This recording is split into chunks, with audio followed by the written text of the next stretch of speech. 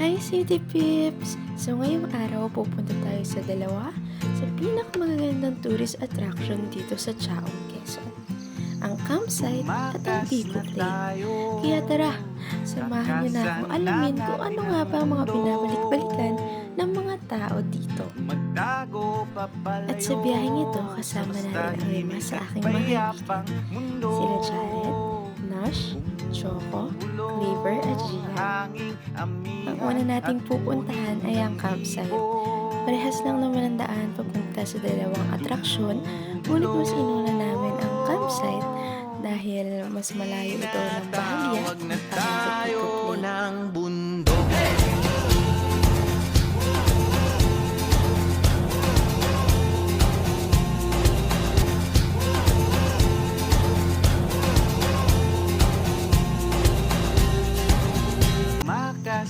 Wala namang traffic na sumalubong sa amin na papunta namin. Kaya mabilis din kami nakapunta sa campsite. Dito guys, oh. Hey. Okay. Okay. Dito sa campsite, meron silang billiard section pagpasok nyo. Pwede kayong magrenta sa halagang 80 pesos sa loob ng isang oras. Cover na nito lahat ng kakailangan ninyo sa paglalaro ng billiards.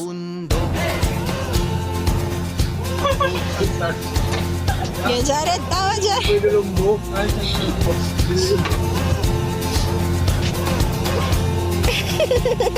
There I was. Boring mo sa mga. Anong pwede ko pre? Hindi naman po namin sinasadyang kayo matulala sa pare. Yan, danas ko yan. Wala pa yung buhay mo, yan. At syempre, papalagpasin ba natin ang pinakapinunta natin sa campsite? Ang maganda nitong tanawin. At tanaw na tanaw sa tuktok ng bundok ang ganda ng bayan ng Chaong. Pagkababa ng bundok, diretso naman tayo sa Pico Plane. Alamin naman natin ang ganda ng katubigan ng Chaong, Quezon. Mabilis lang din natin itong mapupuntahan dahil malapit lang din ang Pico Plane sa campsite.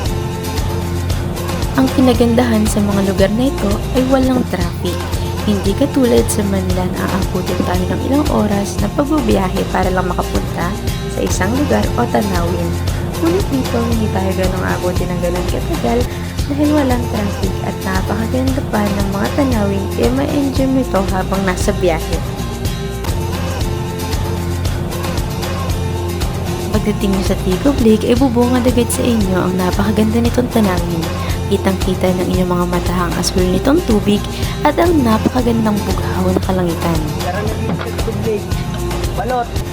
Hindi pinipilahan, hindi dinudumog, pero masarap doon. Ang kagandahan din dito sa Pico Plane ay meron ng mga nagtitinda ng pagkain. Kaya no need to worry kung magugutom kayo dahil sa dami ng pagpipilian ninyo.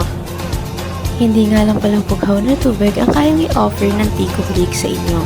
Meron din itong berteng kapaligiran na sa sobrang ganda ay magkakaroon ka ng peace of mind.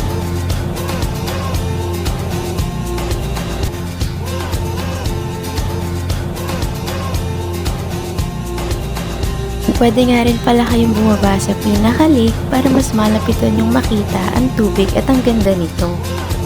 At kung bababa nga kayo ay pinapayuhan ko kayong magdoble ingat dahil sa kipot ng hagdan nito. Mas maganda kung pupunta kayo sa Pico Plane at sa campsite ng naka-rubber shoes o naka-hiking shoes para iwas dulas at dagdag safety na din. Ipapakita ko sa inyo na malapitan kung ano nga bang itsura ng Pico Plane sa baba. At kung makikita nyo sa video na isa rin sa kinamangha ko ay may mga tao na nakatira sa gitna ng Pico Plane. Yes! Totoong taong nakatira sa gitna ng Pico Plane. Siyempre, kung mayroong mga taong nakatira sa lake na ito, meron din mga hayop katulad ng isda. Sana.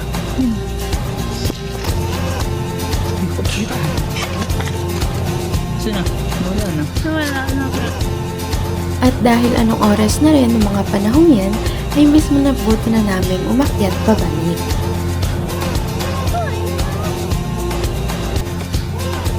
Nanan.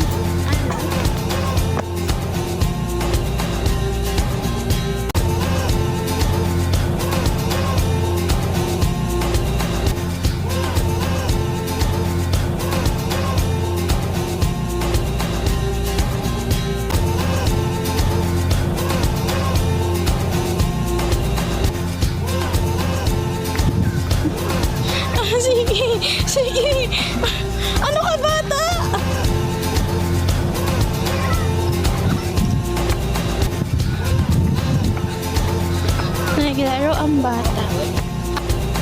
Isa pa sa babalik-balikan ko dito ay ang pagiging welcoming ng mga taong nakatira rito. Ay! Tumagay siya.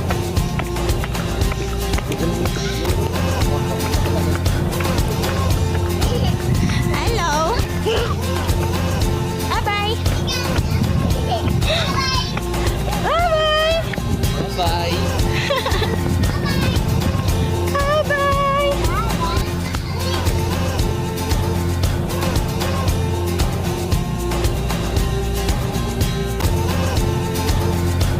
Sa mga panahong to, mas pinili na namin umuwi at magpahinga na dahil anong oras na rin at baka abutin pa kami ng gabi sa daan.